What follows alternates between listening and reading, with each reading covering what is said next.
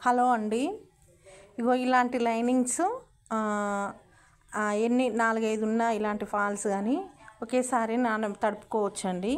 అదే cotton linings అయినాయి అనుకోండి, మనం తడపొద్దు, అన్నీ ఒకే కాడ పెట్టి తడపొద్దండి. ఎందుకంటే అవి కలర్ షేడ్ అవుతుంటాయి అన్నమాట. అందులో గంజి పౌడర్ ఉంటుంటుంది కాబట్టి.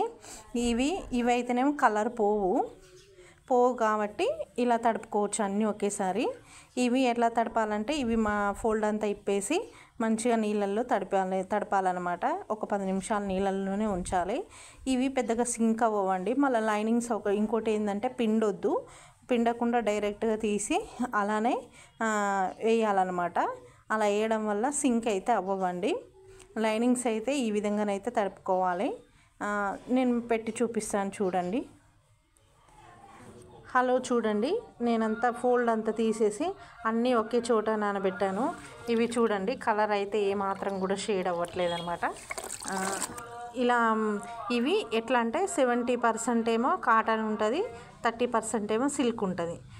100% సిల్క్ 100% కాటన్ ఉన్నాయి మాత్రం వేరువేరుగా నానబెట్టుకోవాలి, కలర్ షేడ్ అవుతుంటుంది కాబట్టి. ఓకేనా? ఈ విధంగా 10 నిమిషాల నుంచి ఇవి ఇట్లనే డైరెక్ట్గా తీసి వేయాలన్నమాట. పిండకుండా దులిపి మంచిగా వేసుకోవాలన్నమాట సమానంగా. ఓకేనా? బాయ్ మరి.